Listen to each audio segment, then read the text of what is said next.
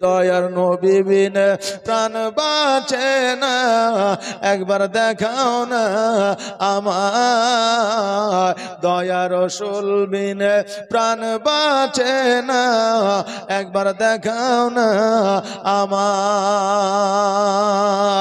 ওরে মরু বলি তোরে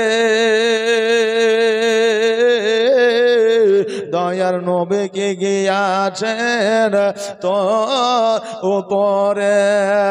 ওরে মরু বলে তোরে দয়ার নবী কে গিয়াছেন তোর উপরে। মরু বলে গিয়াছে সত, মরু বলে গিয়াছে সত, কিন্তু নবীর পায়ে রেখা কেন পড়ে না? দয়ার নবী বিনে প্রাণ বাঁচে না, একবার দেখাও না আমার। দয়ার রাসূল বিনে প্রাণ বাঁচে না, একবার দেখাও না আমার। ওরে রাখাল শোনো তো ভাই, দয়ার নবীজি আমার গিয়াছেন কোথায়? ওরে রাখাল শোনো তো ভাই,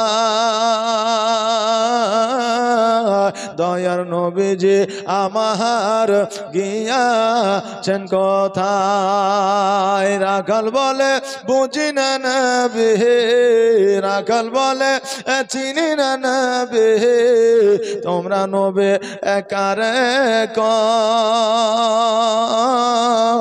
দয়ার নবী বিনে প্রাণ বাঁচে না, একবার দেখাও না আমার।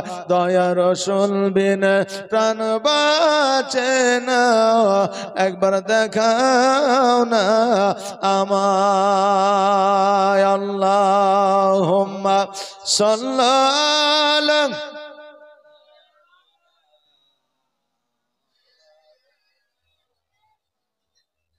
ওয়ালা আলে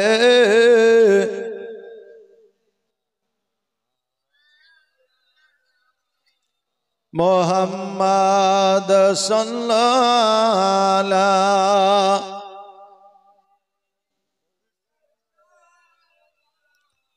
মুহাম্মাদ হরদম সবা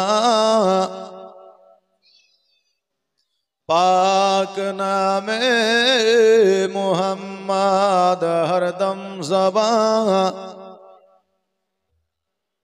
शफियाना मुहम्मद।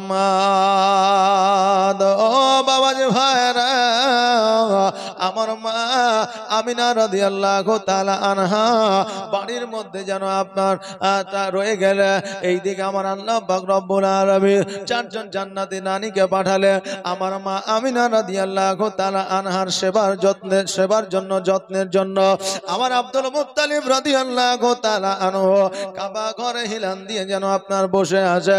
এমন অবস্থা হঠাৎ করে যেন কাবা ঘর আমার আমিনার বাড়ির দিকে যেন ঝুঁকে গেল। আমার আব্দুল মুত্তালিব রাদিয়াল্লাহু তাআলা আনহু চিন্তা করে, আল্লাহ গো, আজকে এই কাবা ঘরকে এত সুন্দর করে, এত শক্ত করে, এত পোক্তা করে তৈরি করা হয়েছে, তবু এই কাবা ঘর যেন আমিনার বাড়ির দিকে ঝুঁকে গেল। ভাই চিন্তা করে এবার আব্দুল মুত্তালিব রাদিয়াল্লাহু তাআলা আনহু উনি মনে মনে বুঝতে পারলেন, জানতে পারলেন, হায় রে, আজকে কাবা আমিনার বাড়ির দিকে ঝুঁকে গেল, কারণটা কি? এবার আব্দুল মুত্তালিব চিন্তা করে, হায় রে, এই জন্য কাবা ঘর ঝুঁকে গিয়েছে, কারণ হইল হয়তো আমার পোতা জগতের মধ্যে চলে এসেছে, আমার আব্দুল্লাহর বেটা জগতের মধ্যে হয়তো চলে এসেছে, এই জন্য কাবারও কাবা যিনি তার দিকে কাবা ঝুঁকে গিয়েছে। কাবা, কাবারও কাবা যিনি, সে জগতের মধ্যে চলে এসেছে, এই জন্য কাবা ঝুঁকে গিয়েছে। আমার আব্দুল মুত্তালিব রাদিয়াল্লাহু তাআলা আনহু কোটি কোটি ভাই আপনার মা আমিনার বাড়ির দিকে রওনা হয়ে গেলেন। এবার মা আমিনার দরওয়াজার সম্মুখে যেন দুইজন লোক দাঁড়ায় আছে। আব্দুল মুত্তালিব চিন্তা করে, হায় রে, আজকে মা আমিনার আমি ছাড়া আর কেউ না, অতএব এই দুইজন ব্যক্তি কোথা থেকে আসলো? আব্দুল মুত্তালিব রাদিয়াল্লাহু তাআলা আনহু গিয়ে জিজ্ঞাসা করে, ও ভাই, তোমরা কে, কোথা থেকে এসেছো? তারা বলে, আব্দুল মুত্তালিব, আমরা হলাম আল্লাহর ফেরেশতা, আমরা জগতের মধ্যে এসেছি, আর জগতের মধ্যে এই জন্য এসেছি, আমরা মুহাম্মদুর রাসূলুল্লাহ সাল্লাল্লাহু তাআলা আলাইহি ওয়াসাল্লামকে পাহারা দেওয়ার জন্য এসেছি। বলে, আমার মুহাম্মদকে পাহারা দেওয়ার জন্য এসেছো, তার কারণ? এবার বললাম, আমরা হলাম আল্লাহর ফেরেশতা, আজকে মুহাম্মদ সাল্লাল্লাহু আলাইহি ওয়াসাল্লাম জগতের মধ্যে এসেছে, আজকে থেকে এক সপ্তাহ দুনিয়ার মানুষ নবীকে দেখবে না, আমার আল্লাহর ফেরেশতারা আমার দয়ার নবীকে আগে দর্শন করবে। আব্দুল মুত্তালিব বলে, হায় রে, আমার পোতা, আমার আব্দুল্লাহর বেটা, আমি আগে দেখতে পাবো না, সেটা কেমন করে হয়? আমি আগে মুহাম্মদকে দেখব, আর আমার আব্দুল্লাহর ব্যথাটা আমি ভুলে যাব। আল্লাহর ফেরেশতারা যেন আপনার যেতে দেয় না। আব্দুল মুত্তালিব যখন জোর করে যেতে চাইলো, এবার আল্লাহর ফেরেশতারা আব্দুল মুত্তালিবের মাথায় যেন আপনার হাত বুলাইয়া দিল। আর যেমন হাত বুলাইয়া দেওয়া, আব্দুল মুত্তালিব রাদিয়াল্লাহু তাআলা আনহু যেন অজ্ঞান হয়ে জমিনের মধ্যে পড়ে গেল। আল্লাহর প্রথম আসমান থেকে মা আমিনার বাড়ি পর্যন্ত যেন সিঁড়ি নেমে গেল, আর সিঁড়ি নেমে যাওয়ার পরে ওই সিঁড়ি দিয়ে আল্লাহর ফেরেশতারা যেন নেমে আসে, আর আমার নবীজিকে সালাতু সালাম জানায়া সকল ফেরেশতারা যেন আবার আকাশের দিকে চলে যায়। কুল আলামের খাজানা, কুল আলামের খাজানা, হাই গো পেতে দিয়েছে, হাই গো পেতে দিয়েছে জান্নাত রানী মা আমিনা লুটে নিয়েছে, জান্নাত রানী মা আমিনা লুটে নিয়েছে। আর আকাশ বাতাস চন্দ্র সূর্য আর গ্রহ তারা, আর সবাই আমার নবীজিকে দিচ্ছে পাহারা। জোরে বলেন সুবহানাল্লাহ, আর এটা আওয়াজ দিয়ে বলেন না ইয়া রাসূলুল্লাহ। নারে তাকবীর, নারে রিসালাত, মাসলাকে আলা হযরত। আর আকাশে বাতাস চন্দ্র সূর্য আর গ্রহ তারা, আর সবাই আমার নবীজিকে দিচ্ছে পাহারা। আর চাঁদ উঠেছে পদ্ম পারে,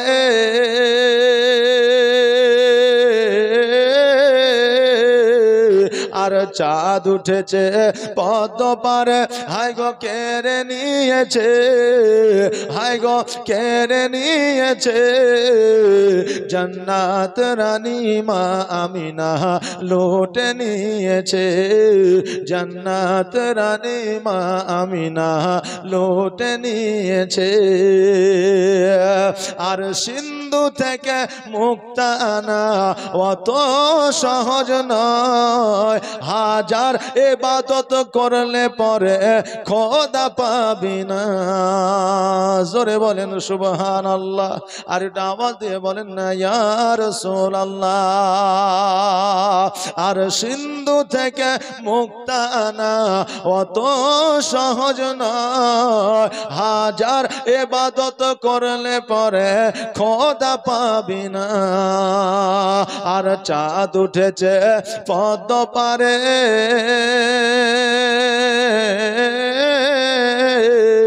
আর আর চাঁদ উঠেছে পদ্ম পারে, হাই গো কেড়ে নিয়েছে, হাই গো কেড়ে নিয়েছে জান্নাত রানী মা আমিনা লুটে নিয়েছে, জান্নাত রানী মা আমিনা লুটে নিয়েছে। ও বেরাদার, সকল ফারিস্তারা যখন আমার নবীকে দর্শন করলে, নবীকে দর্শন করিয়া যখন সকল ফারিস্তারা চলে গেল, এইদিকে আব্দুল মুত্তালিব রাদিয়াল্লাহু তাআলা আনহুর জ্ঞানটা আপনার ফিরে গেল। আর জ্ঞানটা ফিরে যাওয়ার পরে আমার আমিনার কাছে গিয়ে আব্দুল মুত্তালিব পৌঁছালো।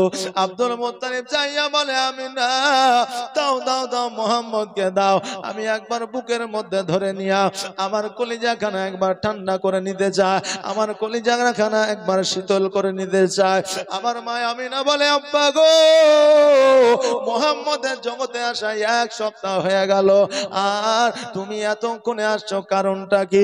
আমার আব্দুল মুত্তালিব ডাক দিয়ে বলে, আমিনা আমি সেই প্রথম বেলাতে এসেছিলাম, কিন্তু ফারিস্তারা আমাকে আসতে দেয় না। ও আমিনা বলো বলো, আমার পোতা 1 সপ্তাহ কোথায় ছিল? আমিনা বলতেছে, ও আমার আব্বা জান, আমার সন্তান আমার জগতের মধ্যে আসলো, আমি মা আমিনা আমি নিজেই জানতে পারি নাই। জোরে বলেন সুবহানাল্লাহ।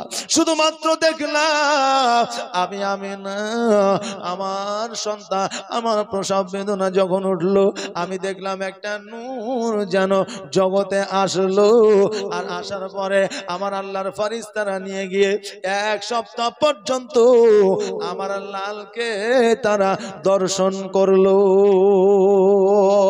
আবার নবী পাক সাল্লাল্লাহু তাআলা আলাইহি ওয়াসাল্লামকে আব্দুল মুত্তালিব যেন কোলে উঠে নিলেন, আর কোলে উঠে নেওয়ার পরে কপালে চুম্বন করলেন, 2 চোখের পানি ছেড়ে দিয়ে বলে, আমিনা আজকে যদি আমার বেটা আব্দুল্লাহ বেঁচে থাকতো রে, আজকে যদি আমার সন্তান আব্দুল্লাহ থাকতো, আজকে না কত খুশি হতো, কত আনন্দিত হতো। ওই আমিনা আজকে আব্দুল্লাহর যে জ্বালা, যে যন্ত্রণা, আমি আব্দুল মুত্তালিব মুহাম্মদকে কোলে নিয়া আমি আব্দুল্লাহর যন্ত্রণাটা ভুলে গেলাম। তখনকার আমলে মক্কা নগরে সন্তানদেরকে নিয়ে গিয়ে তাইফবাসীরা আপনার লালন পালন করে দিত, তাইফবাসীরা আপনার দেখভাল করতো, তাদেরকে বলা হতো দাইমা। ও বাবাজি ভাইরা, এবার মক্কা নগরে যেন সকল তাইফবাসীরা আসবে, তারা শুনেছে আব্দুল্লাহর বেটা আব্দুল মুত্তালিবের পোতা জগতের মধ্যে জন্মগ্রহণ করেছে, তাকে নিয়ে আসবো, আমরা লালন পালন করে দিব। এই খবরটা পেয়েছে সকলে যেন মদিনা মক্কা নগরের দিকে রওনা হয়ে গেল। এই দিকে রাত্রি বেলায় আমার মা হালিমাতুর সাদিয়া রাদিয়াল্লাহু তাআলা আনহা যেন আপনার ঘুমায় আছে, রাত্রে স্বপ্নে দেখছে গো হালিমা রাদিয়াল্লাহু তাআলা আনহাকে বড় পিপাসা লেগেছে, পানির জন্য আপনার ছুটাছুটি করতে আছে, এই দিক থেকে ওই দিক, ওই দিক থেকে সেই দিক ছুটাছুটি করতে আছে। হঠাৎ করে দেখছে যেন এক জায়গায় ঝর্ণার ন্যায় পানি পড়তে আছে। আমার মা হালিমা ওই ঝর্ণার পানিটা নিয়ে যখন পান করতে যাবে, এবার একজন লোক এসে যেন আমার হালিমার হাতে হাত দিয়ে পানিটা ফেলে দিল। মুখ ভরা দাড়ি, মাথায় তার পাগড়ি, গায়ে তার জুব্বা। আমার হালিমা ডাক দিয়ে বলে, শোনো গো, আমি কি এমন দোষ করেছিলাম, কি এমন ক্ষতি করেছিলাম, আমাকে এত বড় পিপাসা লেগেছে, পানির জন্য ছুটাছুটি করে আজকে এই পানিটা আমাকে পান করতে দিলেন না। ওই ব্যক্তি বলে, হালিমা আজকে এই পানিটা যদি তুমি পান করে নাও, আজকে এই পানিটা যদি তুমি খেয়ে নাও, তাহলে মক্কা নগরে যে সন্তান জন্মগ্রহণ করেছে ওই সন্তানকে তুমি পাবে না। হালিমা বলতেছে, শোনো গো, আমি হালিমা নিজে অসুস্থ, আমার সন্তানকে আমি দুগ্ধ দিতে পারি না, আমার সন্তানকে আমি ঠিক মতো লালন পালন করতে পারি না, আমার খেজুর গাছে খেজুর ধরে না, আমার ছাগল বকরিকে আমি খেতে দিতে পারি না, এই জন্য মক্কা নগরে কেউ আমাকে সন্তান দেয় না, আজ কেউ কেউ আমাকে সন্তান দিবে না। ওই বুজুর্গ ব্যক্তি বলল, হালিমা রে, একবার মক্কা নগরে যায় দেখ, সন্তানটিকে যদি পাওয়া যায় তোর এই জগতে মঙ্গল হবে, পরের জগতেও তোর মঙ্গল হবে। চট করে যেন হালিমার স্বপ্নটা ভেঙে গেল। এইদিকে আপনার তাইফবাসীরা এসে হাজির হয়ে গেছে। এইদিকে হালিমা রাদিয়াল্লাহু তাআলা আনহা আপনার স্বামীকে ডেকে বলে, স্বামী গো, রাত্রিবেলায় এমন একটা স্বপ্ন দেখেছি, রাত্রিবেলায় এমন একটা স্বপ্ন দেখেছি, খ্বাব দেখেছি গো স্বামী, ওই স্বপ্নটা যদি আমার বাস্তবায়িত হয়ে যায়, এই পৃথিবীতে মঙ্গল হবে, পরের পৃথিবীতে মঙ্গল হবে। হারিস বলতেছে, বিবি রে, কি এমন স্বপ্ন দেখেছো বলো? হালিমা বলতেছে, স্বামী গো, মক্কা নগরে এমন একটা সন্তান জন্মগ্রহণ করেছে, ওই সন্তানটিকে নিয়ে এসে যদি আমরা লালন পালন করে দিই, আমাদের ভাগ্যের দুয়ার খুলে যাবে। হারিস বলতেছে, বিবি রে, মক্কা নগরে কেউ আমাদের সন্তান দেয় না, মক্কা নগরের সন্তান নিয়ে এসে আমরা লালন পালন করে দিতে পারি না। হালিমা বলো বলো, মক্কা নগরে আমাদেরকে সন্তান দিবে?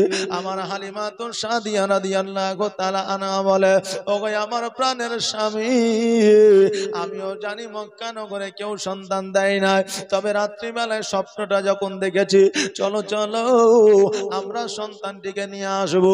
সন্তানটি যদি পায় ভালো, আর সন্তান যদি না পায় আর জীবনে মক্কায় যাব না। হারিস বলতেছে, না না না, আমিও এক সপ্তাহ ধরে অনাহারে, তুমিও এক সপ্তাহ ধরে অনাহারে, আজকে আমাদের উটনি পর্যন্ত এক সপ্তাহ ধরে অনাহারে, আমাদের ছাগল বকরি গুলো পর্যন্ত খেতে পাই না। ও হালিমা, এই অনাহার ক্ষুধার্ত নিয়া আমরা কেমন করে মক্কায় যেতে পারি? মক্কা তো এখান থেকে কাছের পথ নয়, অনেকটা দূরের পথ। হালিমা বলতে যে, স্বামী গো, শেষবারের মতো আমি আপনাকে আবেদন করেছি, শেষবারের মতো আপনাকে আমি রিকোয়েস্ট করছি, আজকে যাব, সন্তান যদি পেয়ে যায় ভালো, আর যদি না পায় জীবনে আর কোনোদিন যাব না।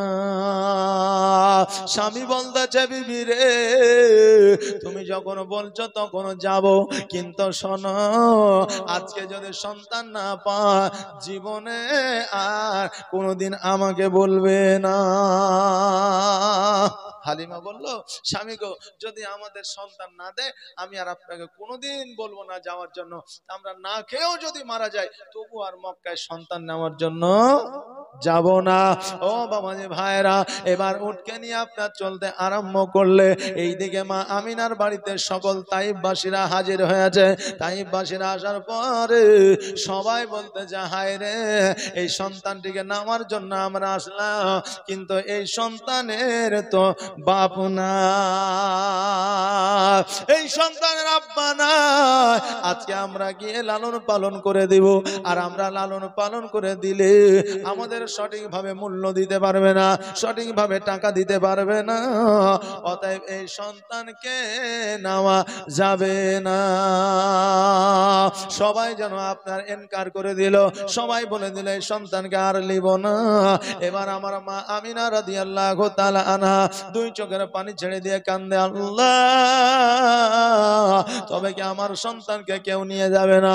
আমার সন্তানকে কি কেউ লালন পালন করে দিবে না? এবার তাইফবাসীরা চিন্তা করে, হায় রে, আমরা তো এই সন্তানটিকে নিয়ে গিয়ে লালন পালন করে দিব না, তবে শুনেছি সন্তানটা নাকি দেখতে অতি সুন্দর, নুরানিময় চেহারা, আলোর মতো চেহারা, চলো চলো একবার করে আমরা ওই সন্তানটিকে দেখব আর বাড়ি চলে যাব। বলল, সন্তানটি নাকি দেখতে খুব সুন্দর, নুরানিময় নাকি চেহারা। তো চলো একবার সন্তানটিকে দেখে আমরা আবার বাড়ি চলে যাব। ওই সন্তান আমরা কেউ নিব না। তাই বলছে মা আমিনা কান্দে হায় রে, মা আমিনা কান্দে হায় রে, ছেলে কোলে তুলিয়া, কে বাজাবে আমার সোনা আলালকে লইয়া, কে বাজাবে আমার সোনা আলালকে লইয়া। মা আমিনা কান্দে হায় রে, মা আমিনা কান্দে হায় রে, ছেলে কোলে তুলিয়া, কে বাজাবে আমার সোনা আলালকে লইয়া, কে বাজাবে আমার সোনা আলালকে লইয়া। আর তাইফ যখন এলো নগরে,